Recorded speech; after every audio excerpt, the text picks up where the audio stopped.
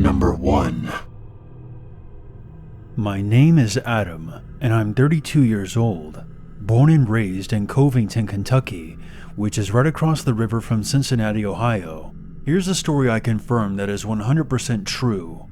This event I'm about to share with you is the only time that a ghost has tried to hurt me or has gotten physical with me in any way. First off, let me explain that I have 3 ghosts in my house. I have seen a little boy named Thomas over 100 times. I'm not joking. He died many years ago, back when my neighborhood was just a farm, and the lake behind my house was a creek. He slipped and broke his neck. I found all this out on the county records. There's also a middle-aged woman who makes her appearance known. But the last is the most terrifying. It's a dark spirit that brings a feeling of dread around, even on the sunniest of days. It was late October of last year, and after a long 12-hour shift, all I wanted to do was come home, kick back, and maybe drink a beer and relax. I live in a bi-level house. If you walk in through the front door, there are stairs that go up to a living room, kitchen, and bedroom, and another set of stairs that go down to another living room, a utility room, and a garage. After my shower, I went downstairs to watch the big screen TV and kick back on my armchair. After about 40 minutes of watching whatever was on TV, I began to hear the familiar knocking and popping sounds. I hear them so often that my dogs don't even bug me about it anymore. This time was much different, however. I have 2 artificial trees on either side of the couch. I kid you not, as I turned my head to look at one of them, it began to shake so hard the artificial leaves were falling off the plastic branches. All of a sudden, it felt as though I was standing under power lines, where you could feel this heavy sensation of vibrations in the air and could hear the static around your body. If you have ever felt this, then you know the pressure it makes around you. After I see the fake tree raining leaves like dollar bills at a strip club, the shadow entity began running back and forth from the steps to the utility room. It darted back and forth while I'm frozen to the chair, still hearing the sounds and feeling as though I'm under a power line. Now, I was home alone. My dogs were upstairs and my girlfriend was working at the time, and I have yet to even finish half a beer, so I'm not drunk. I yell, "Stop!" really loud, and then everything went back to normal. That is, for about 5 minutes. It probably didn't help that I began to talk shit. "Do something," and "You're a coward," are just a few lines I would repeat over and over. Well, after about the 5-minute mark, it came back about 10 times harder, stronger, and faster. As I was watching the shadow run back and forth, up and down the steps, the bangs and pops intensified. One final bang made me jump up and turn all the way to the right. And at that moment, I felt a slash on my back that started to bleed badly. At the same time, in the corner of my room, I had my Ghostbusters toys from when I was a kid and the proton pack. They flew from about 12 feet away and hit me in my ankle, which is a little ironic. I ran up the stairs and out of the front door so fast, my feet didn't even touch the landing. I slept in my truck that night. Even now as I type this, it's 4:18 a.m., and I'm seeing shadows dancing on the walls and the feeling of eyes watching me, and I still have the 3 scars running down my back.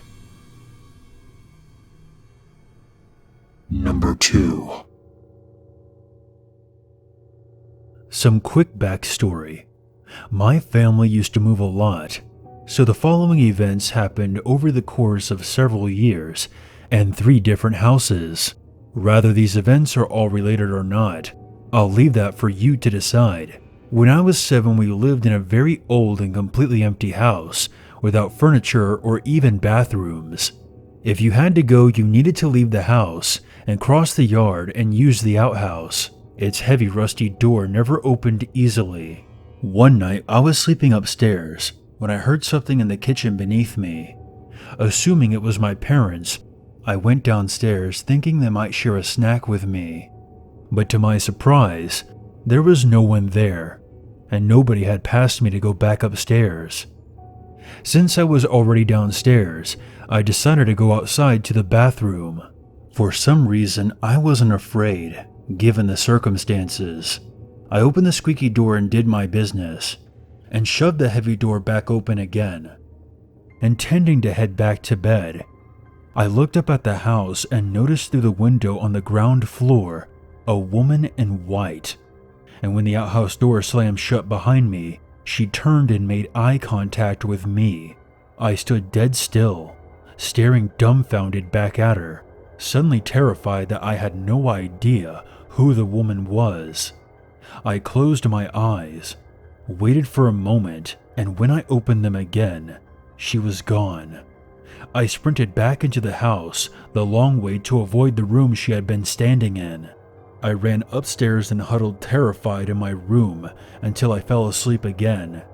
I never told anyone what I saw. Fast forward to when I was 10 and living in another house. I shared a bedroom with my two brothers and my sister slept in the room across the hall.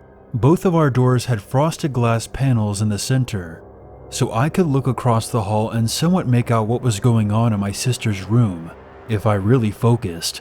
I woke up in the middle of the night once because I heard the sound of footsteps across the hall. Walking over to the glass panel in the door, I saw a small girl, who I assumed to be my sister, dressed in all white and pressing herself against the panel from inside my sister's room, staring right back at me. I opened my door and asked her if everything was alright, being able to see her much more clearly now that there was only one pane of glass between us. I realized with a sinking feeling in my stomach that it definitely wasn't my sister. The girl didn't answer as she stared back at me with eyes that seemed entirely too wide. I slammed my door shut and leapt back into bed, and once again, I didn't tell anyone what I saw. Last year I was 17, 6'5", 220 pounds, and playing football at school. I was sleeping in my own room when I was awakened by a muttering from outside my door. I sat up, convinced it was my mother, but what really disturbed me was that the voice was chanting something extremely rapidly, in a language that definitely wasn't English, and my mother isn't fluent in any other languages. Part of me wanted to get up and go open the door, but I suddenly felt a chill.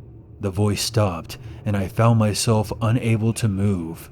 I don't know exactly how long I was paralyzed for, but it was only when the sun began to rise that I felt I was able to move again on my own.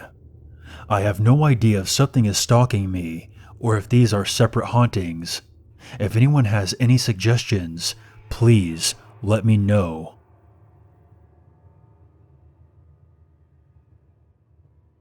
Number 3. A few years back, my family received one of those exciting limited time opportunity offers. You know, the kind of thing where you have to go to this place and hear them talk about renting a condo for like 2 hours. Then you get to stay there for free 2 nights. Instead of declining them, my father thought it would be fun to create a small vacation around the offer and took them up on it. The day with the family was great. We went around town in Williamsburg, Pennsylvania, looking at all the shops, hearing the stories of when the village was in its golden years, and taking tours of the noteworthy landmarks. Some of the tours were even ghost tours, and they would tell us about the most haunted areas in town, and what some other people had experienced. I found it super cool as my mother and I loved to hear these types of stories. We enjoyed the idea of possibly having an encounter with a spirit. As the day went on and the sun started to set, we were all getting a little tired of walking around, so we thought we would do one last thing before we headed back to the hotel for the night. There was this nightly ghost tour through the village, which I remembered taking a few years before. Nothing really special happened then. However, this night would turn out to be quite different. The tour itself wasn't that great. The guy wasn't very enthusiastic while talking about the stories, and I made comments to my mom like, "Oh, he missed this part the lady told us last time," or, "Oh, he didn't tell this one as well as the other tour guide. She made our skin crawl with that one." After the tour was over, I wanted to get some pictures of the cemetery. I took my mom's camera. I can't remember if it was digital or not, and stick my head and arm through the gated fence and snap some photos. I remember looking through the viewfinder and being baffled. There was a small child looking at me from behind a tombstone. I looked up and stared at the same spot. I pointed the camera back up and sure enough, I saw the same thing. I feel so dumb for not actually taking the photo, but I was in shock seeing this little ghostly child. I ran back over to my family and told them what happened, and how I hated myself that I didn't take a photo. As a result, they didn't even seem to believe me. As we turned to head to the parking lot, all four of us suddenly stopped dead in our tracks and just looked at each other. After a moment, my mother broke the silence and asked, "Do you guys smell that?" The air was filled with the scent of lilacs. Keep in mind that we're in Williamsburg during the fall, and there are no lilacs in bloom. The scent left almost as fast as it had came, and we felt as if a ghost had wandered past us.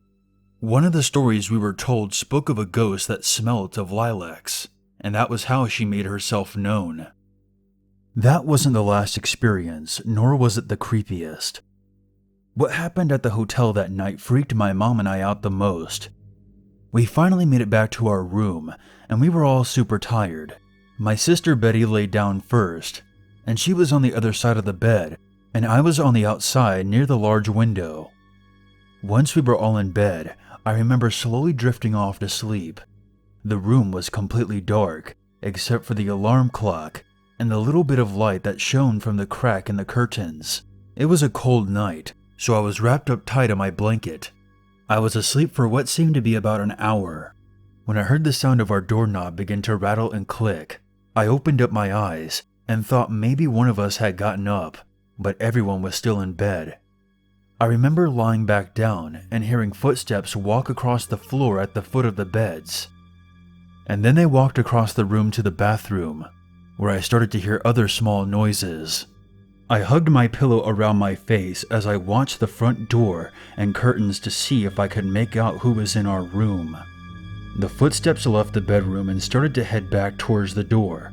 I hear the knob rattle again, and the sound of the door opening and closing. My eyes were on them. The handle moved, but the door never opened. I remember hearing the steps walk past our window too, but there was no shadow cast on the curtains. There was no one there. I didn't sleep for the rest of the night, and in the morning, I asked, "Did anyone hear something last night?" My mom looked at me. It sounded like someone walked through our room. Only my mother and I heard this supposed ghost walk into our room and back out again. My sister and father heard nothing. It was clear that the sound was in our room and not a neighboring one. It felt so drafty when it happened and sent chills up and down our spines. I remember making the joke, "Well, at least we're not sleeping here again tonight." Still, I can't shake that feeling away. The fear and that chilling sensation of hearing something walking around in our hotel room. The shuffling of their feet on the floor, the sounds of it touching things and moving them, and the door rattling. Everything about it still freaks me out. I try never to sleep closest to the door again whenever I'm traveling. In fact, I try to get the bed that is furthest away just because I never want to hear anything like that again.